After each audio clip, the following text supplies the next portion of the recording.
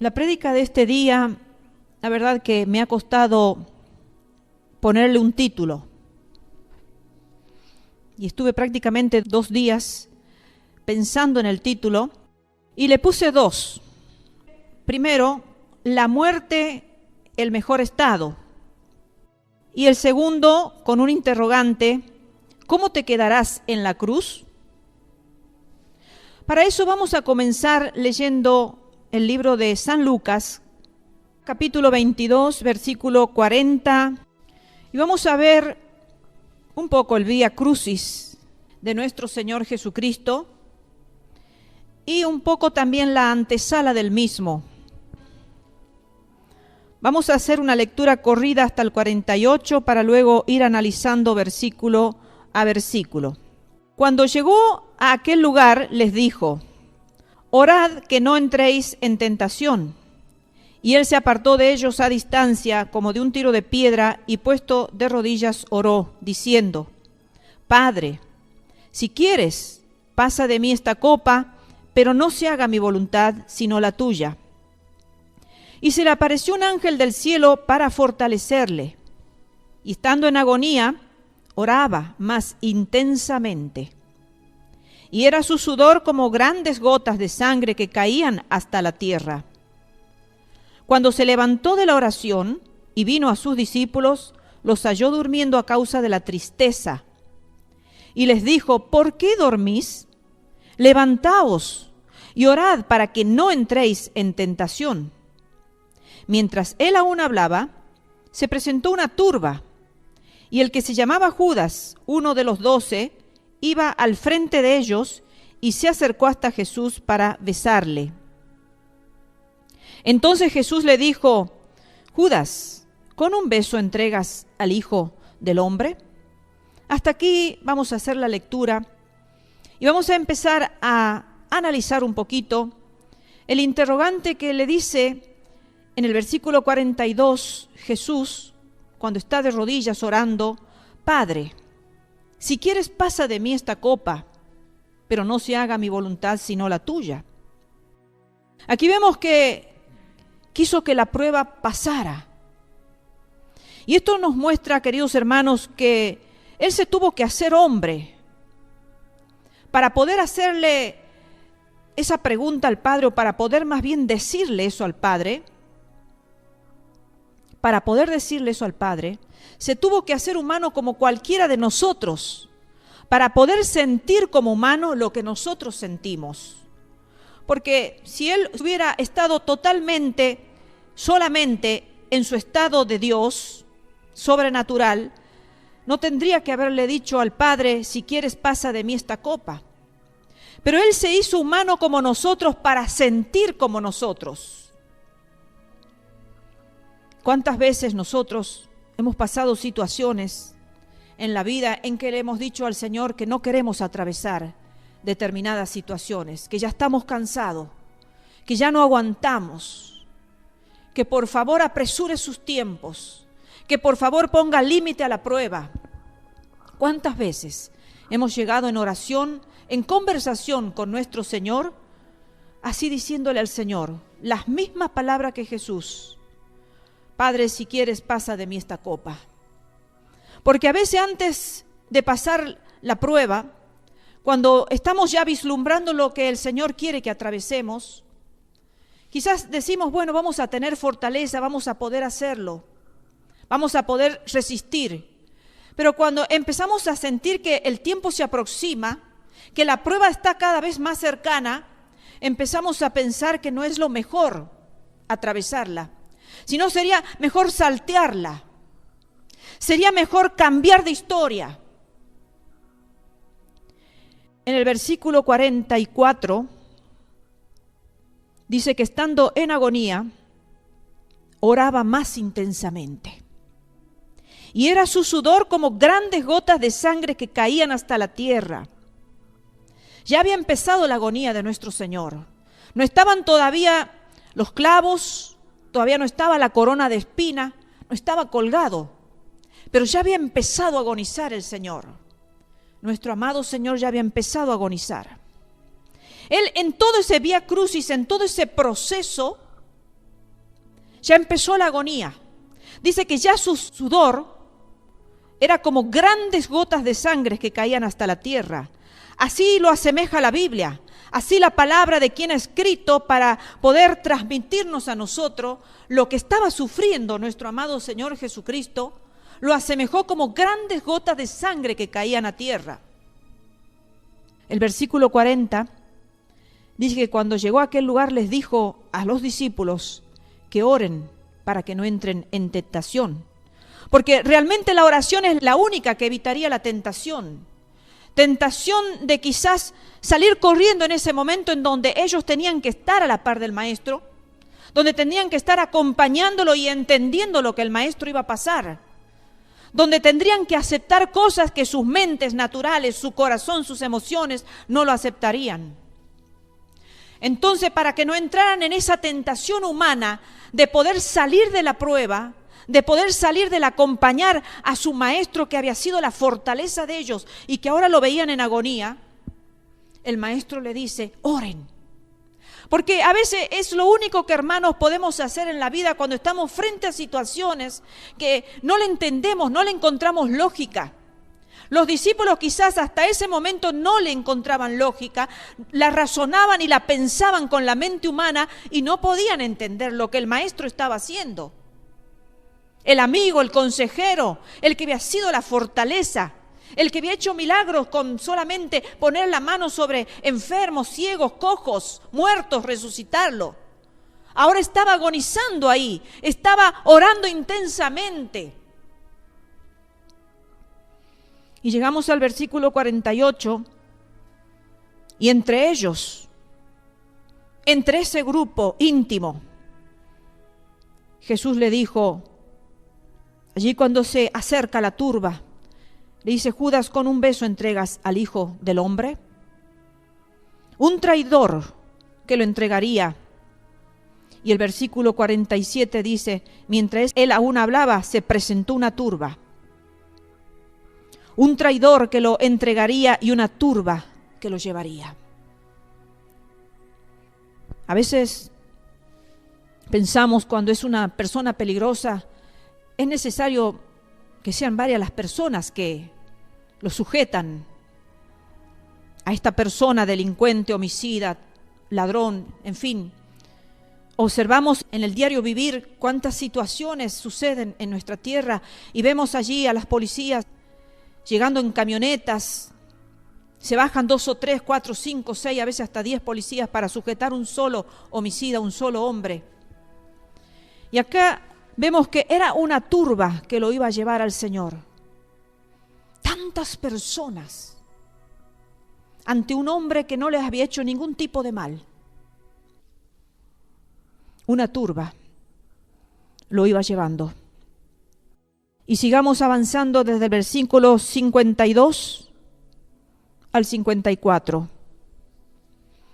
Y Jesús dijo a los principales sacerdotes, a los jefes de la guardia del templo y a los ancianos que habían venido contra él, como contra un ladrón habéis salido con espadas y palos, habiendo estado con vosotros cada día en el templo, no extendisteis las manos contra mí, mas esta es vuestra hora y la potestad de las tinieblas.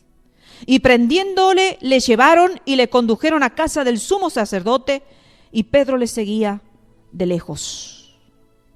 Fíjense, hermanos, que sus enemigos eran principales sacerdotes, jefes de la guardia y ancianos. Quizás nunca nos ha pasado por la mente que personas con, podríamos decir, calibre espiritual, como el de este grupo de principales sacerdotes, líderes religiosos, gente anciana que uno podría decir los ancianos son los que saben aconsejar, los que nos saben encaminar sobre la vida, aquellos cuando hay un problema saben dar la palabra certera, el consejo certero. Dice que allí estaban, esos eran sus enemigos. A veces nosotros pensamos que nuestros enemigos están a larga distancia o son aquellas personas que no nos conocen y cuando nos ven nuestra presencia les repele. porque nos ven diferente, porque con solo mirarnos al rostro se dan cuenta que somos diferentes. Cuando nos miran nuestra forma de caminar, de vestir, de movernos, de comunicarnos, se dan cuenta que somos diferentes a ellos. Y muchos nos pueden repeler, nos pueden despreciar. Pero sin embargo eran las personas que habían estado con él. Asimismo el Señor le dice, como un ladrón han salido con espadas y con palos. Y estando yo con vosotros cada día en el templo, quiere decir que el Señor seguido estaba con ellos. Lo conocían. Dice, tuviste la oportunidad de poder haber extendido tu mano contra mí, mas esta es la hora de vosotros, de que se manifieste su maldad, lo que está escondido en el corazón de ustedes. Porque dice el Señor que no hay cosa que haya que quedar oculta acá en la tierra. Aún aquellos que parecen muy espirituales, aquellos que son autoridad y que todo el mundo los respeta, aún para ellos llega el momento. Dice, porque esta es vuestra hora y la potestad de las tinieblas. Y hay un momento también para que las potestades de las tinieblas vengan y avasallen contra nuestras vidas. Hay un momento en que Dios Padre permite que la potestad de las tinieblas también vengan sobre nuestras vidas. Y este era el momento en que la potestad de las tinieblas estaban ya encima del Salvador. Que estaban empezando a interactuar juntamente con aquellos principales de las sinagogas, jefes de la guardia y ancianos. A veces no entendemos por qué el infierno se nos viene encima. A veces no entendemos por qué todo el infierno, todos los demonios están encima nuestro. Es porque hay un momento, hay una hora en que Dios Padre ha determinado que las potestades de las tinieblas tienen que manifestarse sobre aquellos que tenemos que atravesar una prueba hasta llegar al final. No era antes, ese era el momento. Versículos 63 al 65. Y los hombres que custodiaban a Jesús se burlaban de él y le golpeaban. Y vendándole los ojos, le golpeaban el rostro y le preguntaban diciendo, profetiza, ¿quién es el que te golpeó? Y decían otras muchas cosas, injuriándole. Se burlaban, lo golpeaban y lo injuriaban. Saben, hermanos, que a veces nosotros, cuando leemos esta historia, quizás muchos se han imaginado películas, pero he tenido la oportunidad de pertenecer a un ministerio llamado La Voz de los Mártires, que muchos de ustedes los conocerán seguramente. Y en un tiempo decidí dejarlo, porque realmente no soportaba mi corazón no soportaba ver y saber lo que pasaban mis hermanos y mis hermanas en otras tierras por la causa de Cristo. A veces tenía que ver videos que mis ojos no querían ver y mis oídos escuchaban cosas que no quería escuchar. Y llegó un tiempo en que todo mi ser empezó a agonizar de tal manera que casi me sentía enferma. Entonces, pensándolo mucho tiempo, dije, mejor me voy a apartar de esto porque no lo soporto. Y una cosa es leer aquí en la Biblia donde dice que los hombres se burlaban, los hombres lo golpeaban y los hombres lo injuriaban. Y otra cosa es estar frente a la situación, escuchar las cosas que se dicen de aquel hombre que había sido bueno, de aquella persona que había estado sanando enfermo, dándole de comer a los necesitados, a los hambrientos. Por eso cuando venimos a la Biblia tenemos que meternos en la historia. No tenemos que leerla como una ficción, como un cuento, como una película que uno se asombra, que abre los ojos grandes, sino sentirlo en el corazón. Porque si no hubiera sido que yo no sentía en el corazón las cosas que le hacían los huesos, cómo le quebraban a mis hermanos, cómo los golpeaban, cómo los torturaban, cómo los quemaban vivos, hubiera sido una ficción más. Pero no era una ficción, era una realidad, es sentir lo que nuestros hermanos están sintiendo en ese momento. Y cuando preparaba, cuando estaba viendo estas palabras, sentía mucho dolor en mi corazón de saber, de ponerme yo en el lugar de mi Señor por todo lo que le estaba pasando. Sentía dolor, porque era humano como nosotros. Sus emociones estaban dañadas, porque las injurias no deben haber sido palabras de nada buenas.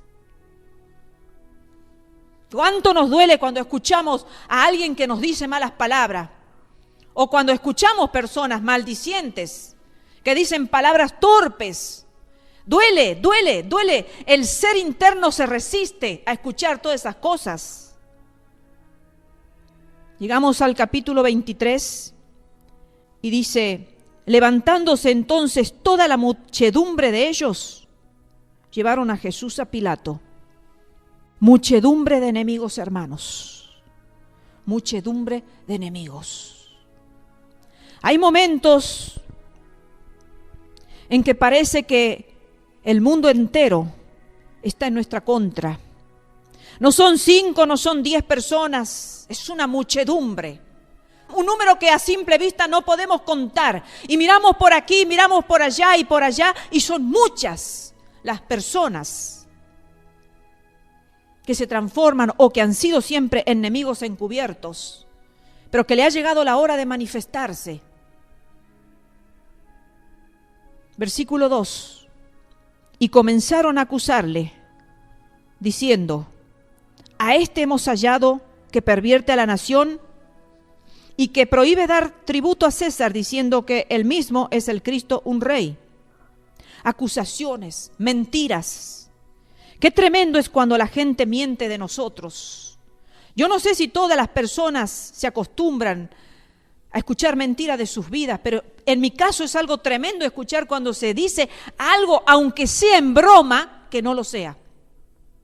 Aunque sea en broma, cuando vienen esas bromas jocosas, que dicen algunas personas algo de nosotros, no, pero si era una broma, te lo estoy diciendo en broma, aún de eso nuestro ser se resiente.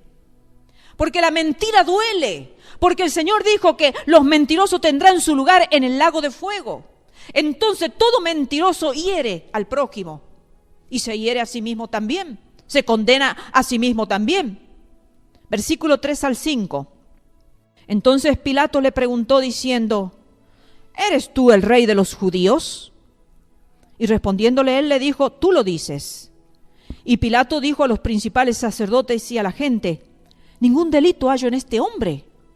Pero ellos porfiaban diciendo: alborota al pueblo, enseñando por toda Judea, comenzando desde Galilea hasta aquí, sin encontrar delito alguno. Sin encontrar delito alguno, dice que porfiaban en querer acusarle. Qué triste, hermano, cuando no hay causa ni razón para que esa muchedumbre de enemigos nos acuse. Y sin embargo, no hay delito, pero siguen porfiando en decir: eres esto o eres aquello. No encuentro delito alguno en este hombre, decía Pilato. Pero ellos porfiaban en querer acusarle. Porque esto es producto de la envidia. La envidia es aquello que lleva a condenar a un inocente. Versículo 9 al 10. Estando allí ya frente a Herodes, porque fue remitido a la jurisdicción de Herodes, sintetizando la historia, hermanos, pueden leerlo a todo el capítulo 23, dice que le hacía muchas preguntas, dice, pero él nada le respondió. Y estaban los principales sacerdotes y los escribas acusándole con gran vehemencia. Hermanos queridos, hay momentos en la vida que es mejor callar. Porque digas lo que digas, los que te crucificaron en el corazón lo materializarán con sus actos. A veces sentimos personas que nos odian. Y a posterior, pasado un tiempo, algo ha sucedido, porque no han podido soportar lo que tenían guardado en su corazón y lo han materializado lo han expresado con sus actos. Jesús sabía eso, por eso nada les respondía, porque Jesús sabía lo que había en el corazón de esas personas. Es difícil a veces saber lo que hay en el corazón de una persona. A veces vemos una persona y creemos que es muy buena y la amamos y la ayudamos y le deseamos el bien y oramos por ella y la ministramos, y al poco tiempo nos damos cuenta que era nuestro peor enemigo. Nos enteramos que nos estuvieron haciendo brujería. Pero Jesús, que sabía ver el corazón de las personas, sabía lo que había en ellos, no valía la pena abrir la boca. Lo que estaba en su corazón no lo iban a dejar de lado, lo iban a ejecutar como sea. Aunque fuera declarado inocente, aunque no se halle delito, lo mismo iban a porfiar en crucificarlo. Porque así son todos los enemigos que se levantan contra nuestra vida, que en realidad se levantan contra Jesucristo. Van a porfiar en crucificar nuestra vida de cualquier forma, quitando nuestro testimonio, hablando mal de nuestras vidas, maldiciéndonos. Versículo 11 al 18. Entonces Herodes, con sus soldados, le menospreció y escarneció, vistiéndole de una ropa espléndida, y volvió a enviarle a Pilato. Fíjense, como pelotita de ping-pong lo tenían a nuestro amado Señor. No sabían qué hacer, no encontraban nada. Anda con él, él no anda con él, porque no había causa para condenarlo. Eran cobardes. No, yo no lo hago, hazlo tú, así actúan los cobardes. Versículo 12. Y se hicieron amigos Pilatos y Herodes aquel día, porque antes estaban enemistados entre sí.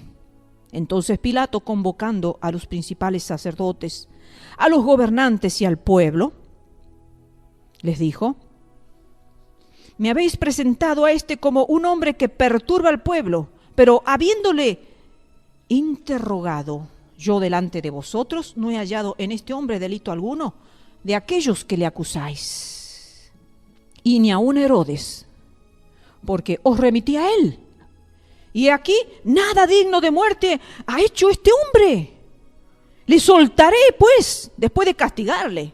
Como que quería estar del lado de la multitud, como diciendo: no tengo nada de qué acusarle, pero para quedar bien con ustedes lo voy a castigar, porque sé que el anhelo de su corazón es que sufra este hombre. Entonces no lo puedo matar, no lo puedo condenar, pero por lo menos algo voy a hacer que los deje satisfechos a ustedes. Versículo 17. Y tenía necesidad de soltarles uno en cada fiesta, mas toda la multitud dio voces a una diciendo: fuera con este y suéltanos a Barrabás. La multitud cegada no escuchaba la razón alguna de los dirigentes. Qué triste que es cuando los hombres se vuelven hombres masas. ¿Saben lo que significa volverse hombre masa? Cuando el ser humano deja de pensar, se vuelve hombre masa. Está en medio de una multitud y alguno grita: crucifícale, y él no había pensado en eso hasta ese momento. Entonces dice: ay, aquel dice crucifícale, y aquel también, y aquel también. Y bueno, sí, crucifícale. Y empiezan a levantar las manos, y las manos se masifican, se vuelven seres irracionales. No pueden pensar por sí mismos. No tienen carácter, no tienen personalidad. Eso pasa con los hombres masas. No tienen personalidad propia. Se masifican con la multitud, con la mayoría de aquellos que estaban alineados a las potestades de las tinieblas. Porque era la hora de ellos y de las potestades de las tinieblas, y estaban ambos alineados. Versículo 19. Este había sido echado en la cárcel por sedición en la ciudad y por un homicidio, o sea, Barrabás. Por sedición y por homicidio. Barrabás era un homicida. Y a Cristo no se le halló delito alguno. Sin embargo, pedían la absolución del homicida y la condena del inocente. Hermanos, sí que parece una historia de película. Estamos frente a una rotunda injusticia. Pero sigamos avanzando. Versículo 20 al 23. Les habló otra vez Pilato, queriendo soltar a Jesús. Pero ellos volvieron a dar voces diciendo: ¡Crucifícale! ¡Crucifícale! Él les dijo: por tercera vez. Pues qué mal ha hecho este. Ningún delito digno de muerte he hallado en él. Le castigaré pues y le soltaré. Le vuelve a decir a la multitud: bueno, si están sedientos de castigo, lo castigo y lo vuelvo a dejar suelto, porque no hay nada en él que lo pueda condenar, no hay delito. Mas ellos instaban a grandes voces, pidiendo que fuese crucificado. Y las voces de ellos y de los principales sacerdotes prevalecieron. ¿Cuáles fueron las voces que prevalecieron? La de los principales sacerdotes, los que habían estado con Jesús en el templo, los que lo habían escuchado a Jesús enseñar de la Torá. Día a día lo habían escuchado. Sabían que Jesús hacía milagros, sabían que Jesús enseñaba la verdad. Hay voces en contra de nuestras vidas, hermanos, que van a sobresalir a las que nos defienden.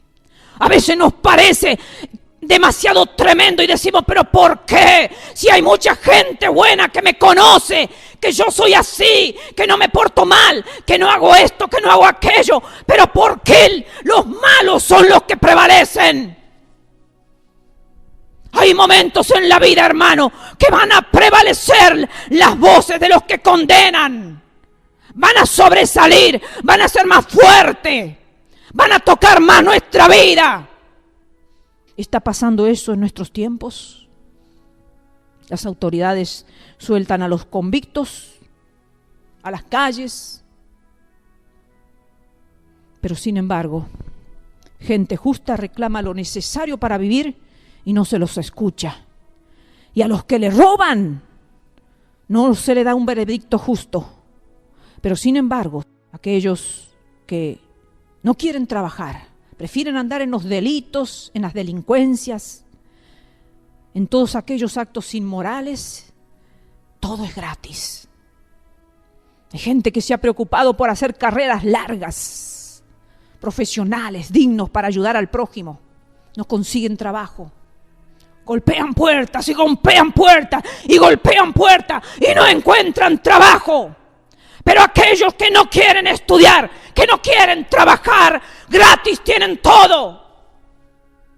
Si trasladamos la época de Jesucristo, no estamos frente a lo mismo, hermanos. Versículo 24. Entonces Pilato sentenció que se hiciese lo que ellos pedían. Pilato, una autoridad que tenía poder para callar las voces. Cobarde. Se alineó con el populacho. Se unió con el pueblo. Se unió con la injusticia. Su corazón era tan sucio como el de esa multitud, como el de esos religiosos. Los gobernantes alineados a los jefes religiosos, a los que tenían también poder y autoridad. Sí, los religiosos tenían poder y autoridad también. Y las autoridades alineadas a los asesinos. ¿No es el tiempo presente, hermanos? ¿No estamos viendo que se está dando lugar a los que delinquen, a los que van en contra de la palabra de Dios? ¿No estamos viendo las autoridades que las hemos votado para que nos gobiernen con justicia y con equidad, alineados a todos aquellos que delinquen, que infringen las leyes, no solo espirituales ni morales, sino también las leyes terrenales? Y si nos ponemos a pensar y a mirar nuestros mundos sin ir a la palabra de Dios, sin acordarnos que Jesús de Nazaret estuvo viviendo tiempos de injusticia. No, hermanos, no vamos a entender nuestro tiempo. Nos vamos a amargar, nos vamos a llenar de dolor el alma, el corazón. Y un corazón lleno de amargura puede llegar a alinearse junto a esa multitud de personas que gritaban: crucifícale, crucifícale. Porque cuando entra la amargura al alma, hermanos, entra el enemigo. Se le abren las puertas al enemigo y empezamos a pensar en las injusticias y decimos: está todo perdido, ya no hay solución. Ya el mal triunfa sobre el bien. Ya estamos terminados. ¿De qué vale ser bueno? ¿De qué vale ser honesto? ¿De qué vale ser justo? ¿De qué vale tener una moral santa, sana? ¿Cuántos pensamientos vienen ante la injusticia y ante la impotencia de no poder hacer nada? Versículo 25 dice: Pilato lo sentenció y le soltó a aquel que había sido echado en la cárcel por sedición y homicidio, a quien habían pedido, y entregó a Jesús a la voluntad de ellos. En libertad el homicida y en camino a la muerte el justo. Hoy hay gente honesta, hermanos, sin trabajo, ¿sí? Muchos. Y multitud de deshonestos con trabajo. Y miramos eso. Y viene a nuestro corazón enojo. ¿Cuántas cosas pueden venir a nuestro corazón? Porque somos humanos. Y como humanos muchas veces vamos a pensar como tal. Eso estaba pasando en este momento. El homicida soltado. El hombre justo que no se le encontraba delito alguno, en camino a la muerte. Versículo 26 y 27. Y llevándole a Jesús, tomaron a cierto Simón de Cirene, que venía del campo, y le pusieron encima la cruz para que le llevase tras Jesús. Y le seguían gran multitud del pueblo y de mujeres que lloraban y hacían lamentación por él. Queridos hermanos, hay una multitud que solo podrán llorar y lamentar cuando vean tu condición de injusticia. Porque ante los ojos de los hombres, esa multitud que llora no tiene ni voz ni voto. Por más que hable, por más que opine, por más que busque, ni voz ni voto. Quizás vas caminando con tu cruz ante los ojos de los que contemplan tus desgracias. Y allí Jesús iba caminando y atrás Simón de Cirene llevando su cruz, sufriendo la vergüenza de todos aquellos que lo habían condenado sin causa alguna. Quizás te ha tocado una etapa de tu vida caminar así, con gente que te ama y que sabe de tu situación injusta y no puede hacer nada esa gente. Esa multitud no te puede ayudar. Solo pueden llorar y contemplar tu desgracia. Porque hay momentos en que vamos a estar en desgracia, hermanos. Lo estuvo Jesús. Versículo 28 al 31. Pero miren, hermanos.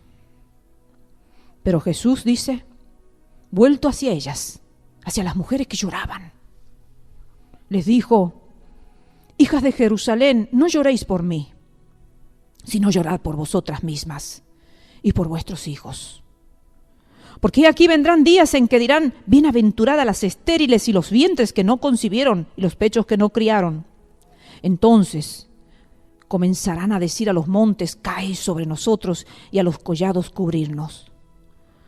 Porque si en el árbol verde hacen estas cosas, en el seco, ¿qué no se hará? Eso es tener carácter. Eso es tener hombría. Camino a la muerte sigue predicando Jesús. Muchos se vuelven atrás cuando todo parece no tener salida. Mas Jesús iba a la muerte predicando. No lloren, hija de Jerusalén. No lloren por mí, lloren por ustedes. Porque van a venir tiempos difíciles donde van a desear morir. Y si en el árbol verde hacen estas cosas, ¿qué no harán en el seco? Predica, hermano, con tu vida. Estás en un camino de muerte quizás. Ya no le ves sentido a tu vida. Ya no le ves ni siquiera final. Ya ves así como la punta de dos caminos que han llegado a un vértice y se han encontrado y no hay salida. Predica, hermano. Muéstrale a ese reino de la potestad de las tinieblas y a esa multitud que se alinea al reino de las tinieblas. Muéstrale que Jesucristo es tu Salvador. Que vas a ir camino a la muerte, pero vas a ir confiado, tu boca callada, en silencio, como lo hizo Jesucristo. Pero con altura, con poder de Dios. No importa que los demás contemplen tu desgracia. No importa que seas la burla de muchos. Versículo 32 al 35. Llevaban también con él, con Jesucristo, a otros dos, que eran malhechores, para ser muertos. Y cuando llegaron al lugar llamado de la Calavera, le crucificaron allí, y a los malhechores, uno a la derecha y otro a la izquierda. Y Jesús decía, Padre, perdónalos, porque no saben lo que hacen. Y repartieron entre sí sus vestidos, echando suertes. Y el pueblo estaba mirando. Y aún los gobernantes se burlaban de él, diciendo, a otro salvó, sálvese a sí mismo, si este es el Cristo, el escogido de Dios. Las autoridades que muchas veces eligen para que nos gobiernen con justicia y con equidad son los más inmisericordia con el pueblo justo. Quizás te han puesto y te han alineado tu vida a la misma situación, a la misma condición de malhechores, de personas malvivientes. Y tú dices, ¿cómo puede ser que yo esté en la misma condición que estos malhechores? Estos sí realmente merecen ser crucificados, pero yo no merezco esta historia de vida. Yo no merezco esta situación límite. Aquellos sí, porque son malvivientes, porque no han trabajado, han vivido del robo, del hurto, del asesinato, pero yo no. Versículo 36. Los soldados también les escarnecían, acercándose y presentándole vinagre. Muchas veces las personas en quien confiamos, que cuidan nuestra seguridad o que nos otorgan la seguridad misma, están unidas al escarnecimiento de los dirigentes. A veces llega el momento en que no podemos confiar en nadie. En nadie. Salimos a la calle y no podemos confiar en nadie. Me gustaría ir un momentito a Marcos, capítulo 15, versículo 9 y 10. También contando este mismo relato de la crucifixión de nuestro Señor, retrocediendo un poco al momento de Pilato. Dice, versículo 9 y 10 de Marcos 15, y Pilato les respondió diciendo, ¿queréis que os suelte al rey de los judíos? Versículo 10, porque conocía que por envidia le habían entregado los principales sacerdotes. ¿Cuántas veces, hermanos, van a entregar nuestra vida por envidia? ¿Cuántas veces nos van a privar de cosas que merecemos por envidia? Aún Pilato, el gobernante, sabía la razón y la causa por la que lo estaban condenando. Sabían que no eran verdaderos. Los religiosos lo acusaban por envidia. No, a veces no van a ser los ateos. No son los agnósticos, los eristas o cualquier persona que no conoce a Jesús. No, a veces van a ser las personas que uno más espera de ellos. Esperamos justicias y no la encontramos. Versículo 34 de este mismo capítulo dice: a la hora novena Jesús clamó a gran voz diciendo: Eloi, Eloi, lama sabactani. Eloi, Eloi, lama sabactani, que traducido es: Dios mío, ¿por qué me has desamparado? Hay un reclamo, hermanos, del Hijo al Padre. Hermanos y hermanas, cuando estamos en vida, tendremos en muchas ocasiones necesidad de reclamar al Padre. ¿Por qué nos abandona? Padre, ¿por qué me has abandonado en esto? Padre, ¿por qué no siento tu brazo de poder? Padre, ¿por qué no siento que tú, que tienes poder para ayudarme, tú que eres el único que podía ayudar en esa instancia, era el Padre? No eran las autoridades, no eran los soldados, no eran los dirigentes religiosos, no era la muchedumbre, no eran sus discípulos, no eran los que habían recibido milagros, solamente el Padre no podía ayudar a Jesús. Y ahí está con ese interrogante Jesús: Padre, ¿por qué me has abandonado? Pero es necesario, era necesario que muriese y era necesario que fuera abandonado para que pudiera ser glorificado por el Padre. Y antes de enfatizar un poquito en este interrogante de Jesús al Padre, volvamos a Lucas 23, capítulo 41. Dicen uno de los malhechores, dice: nosotros a la verdad justamente padecemos, porque recibimos lo que merecieron nuestros hechos, mas ningún mal hizo.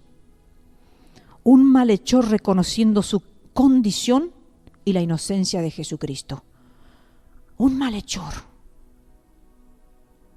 Quizás no necesariamente sean las personas que has pensado las que van a reconocer tu condición, sino aquella persona última en la fila o última en tu mente, quizás es la que va a reconocer que tú eres inocente y que todos los demás han juzgado injustamente. ¿Qué te podés imaginar que un malhechor considere la causa de Jesucristo justa? Un malviviente, uno que está acostumbrado a infringir las leyes. Por eso Dios nos va a sorprender muchas veces con personas que no le damos crédito ni esperamos nada de ellas, pero quizás son las que van a estar trayendo nuestro reconocimiento. Versículos 46 y 47. Entonces Jesús, clamando a gran voz, dijo: Padre, en tus manos encomiendo mi espíritu. Ya no hay pregunta. Ya no dice: Padre, ¿por qué me has abandonado? Ya ahora dice: Padre, en tus manos encomiendo mi espíritu. Y habiendo dicho esto, expiró. Y cuando el centurión vio lo que había acontecido, dio gloria a Dios, diciendo: verdaderamente este hombre era justo. Algunos creen en nuestra veracidad recién cuando se muere, pero no estoy hablando de una muerte física, querido hermanos. Te estoy queriendo llevar Algunos creen cuando ya no obramos. Versículo 50 al 52 dice: había un varón llamado José de Arimatea, ciudad de Judea, el cual era miembro del concilio, varón bueno y justo, este que también esperaba el reino de Dios y no había consentido en el acuerdo ni en los hechos de ellos. Fue a Pilato y pidió el cuerpo de Jesús. Un miembro del concilio se atreve a darle honra a Cristo, aunque sea en muerto. Aunque consideres, querido hermano, querida hermana, que tu vida ya ha terminado, va a surgir de ese concilio que lo acusaban alguien que estuvo observando tu vida en secreto, alguien que sabía que tú eras justo. Iba a ir, iba a sacar tu cuerpo y le va a dar una sana y una cristiana sepultura. Te va a honrar en ese momento en que parece que todo está muerto. Va a haber un valiente que diga: no me importa que todos los del concilio hayan dicho: no, este hombre, no, este hombre no es digno de vivir, crucifícale. Va a haber uno que va a salir, que ni te lo imaginas, ni te lo esperas, y pues va ahí y va a decir: denme ese cuerpo. Yo me hago cargo de ese cuerpo, no lo toquen, yo lo voy a poner en un lugar privilegiado. No en una tumba cualquiera, le voy a dar honra, porque yo sé quién es este hombre. Los demás no quisieron porque fueron cobardes, pero yo me atrevo. No sabemos, la historia dice que después buscaban para matarlo a José de Arimatea. No sé, la Biblia no lo dice, la historia cuenta que lo persiguieron, pero a él no le importó. No le importó reconocer, aunque en la muerte lo iba a honrar a su maestro. Tenemos que llegar al momento en nuestras vidas, hermanos, en que no sintamos nada. Primero, tenemos que vivir el Via Crucis, camino hacia la cruz. Burlas, sentencias, injurias, golpes, mentiras, acusaciones. Luego, el dolor, los clavos, la cruz. Primero vivió el Via Crucis, la cruz misma. Y finalmente la muerte. La muerte, hermanos, es cuando ya no hay preguntas al Padre. Ya no duelen los puyazos, puntazos, pinchazos, como le quieras llamar, de los soldados. Ya no duelen las acusaciones de la multitud enardecida, ni de los gobernantes, aquellos que tienen poder, aquellos que tienen autoridad para hacer algo y no lo hacen. Nada molesta. Nada duele, nada asusta. ¿Por qué no duele? Porque se llegó al fin del proceso, se llegó al fin del Via Crucis y se muere ante todos aquellos que quieren que uno se justifique, que uno hable, que uno empiece a hablar y a decir: no, lo que ustedes están diciendo no es verdadero. No. Hay muchos que han esperado que conteste, y cuando Jesús contestó, los certeros lo abofetearon. Uno de los religiosos lo abofeteó. Pero la muerte no da lugar a nada de eso. Hagan lo que haga, nada duele, nada hiere. Ya la sangre fue derramada. Fuimos desangrados, por así decir. He escuchado muchas veces decir Mi vida ha sido desangrada, como decir, ya no me queda nada, porque cuando la sangre se termina la vida.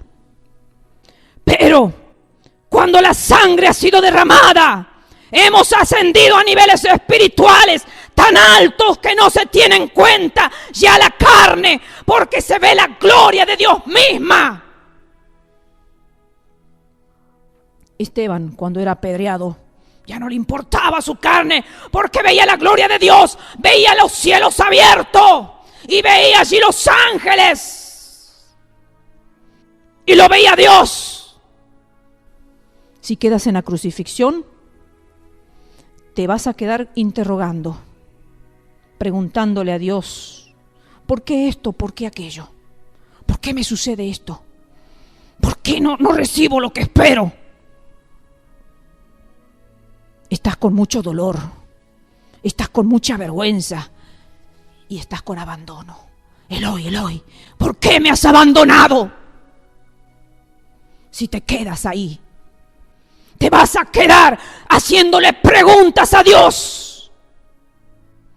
Por eso debemos avanzar hasta un estado de muerte en el cual, aunque recibamos lanzas, dardos, saetas, espadas, etcétera, nada nos va a doler, y eso se llama muerte. Un muerto no siente nada, los pone para arriba, para abajo, lo golpea, le abres el costado, sale agua y sangre, sale algo o no sale nada, no le duele al muerto.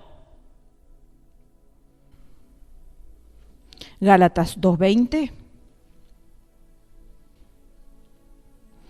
dice el apóstol Pablo, alguien que había entendido el sentido de la cruz de Cristo en su vida, dijo, con Cristo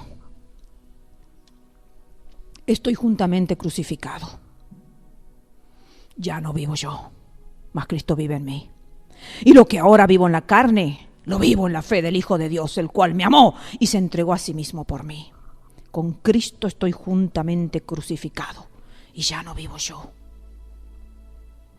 El apóstol Pablo, al decir ya no vivo yo, entendió que era necesario morir para que Cristo pueda habitar en él en plenitud. Y al habitar Cristo en él, su condición humana terrenal sería muy diferente. Ya no sentiría la envidia, ni los juicios, y todo lo que tuvo que pasar Cristo Jesús antes de morir. Y finalizo con esta pregunta, querido hermano y querida hermana. ¿Te quedarás en el camino a la cruz? ¿Te quedarás en la cruz con vida? ¿O te quedarás en la cruz ya muerto? Dios los bendiga.